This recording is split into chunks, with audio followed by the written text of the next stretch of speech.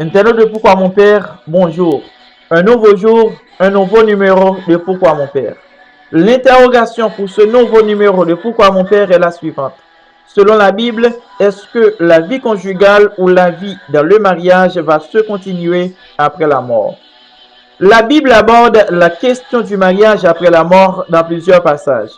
Mais la perspective principale est que le mariage terrestre n'existe pas dans la vie après la mort ou du moins dans la résurrection. Voici quelques passages clés à considérer.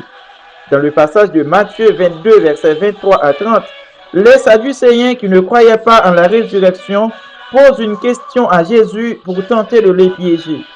Ils parlent d'une femme qui, après la mort de son mari, se mariait avec ses frères conformément à la loi du Lévira. Deutéronome chapitre 25, versets 5 à 10. Ils demandent donc à Jésus, lors de la résurrection, à qui cette femme appartiendra-t-elle puisque tous les frères l'ont eue comme épouse? Jésus répondit, vous êtes dans l'erreur, car vous ne comprenez ni les Écritures ni la puissance de Dieu. Car à la résurrection, les hommes ne se marieront ni ne seront donnés en mariage. Ils seront comme des anges dans le ciel. Matthieu chapitre 22, versets 29 et 30. Cela signifie que, à la résurrection, le mariage tel que nous le connaissons sur terre n'existera plus, puisque les anges n'ont pas de sexe, mais ils ont des corps célestes. Ils ne sont pas capables de se marier. En plus, le mariage sur terre est donné aux hommes en vue de continuer l'œuvre de la création. Or, au ciel, il n'y aura plus de procréation. En Marc chapitre 12, versets 18 à 27, Jésus donne une réponse similaire expliquant que, à la résurrection, il n'y aura pas de mariage, mais que les ressuscités seront comme les anges.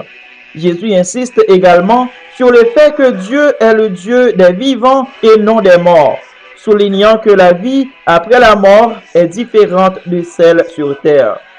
Dans l'évangile de Luc, au chapitre 20, versets 27 à 40, Jésus répond également à une question sur le mariage après la résurrection, expliquant que, comme dans les autres passages, les ressuscités ne se marient pas, mais ils seront comme les anges dans le ciel.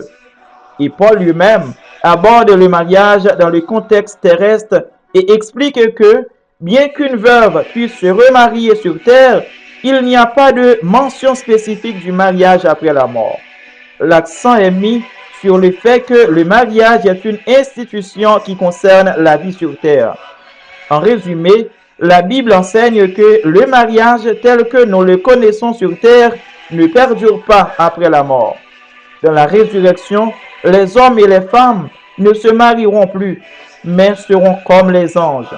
Cette réponse suggère que les relations humaines, bien qu'importantes et sacrées pendant la vie terrestre, seront transformées dans l'au-delà.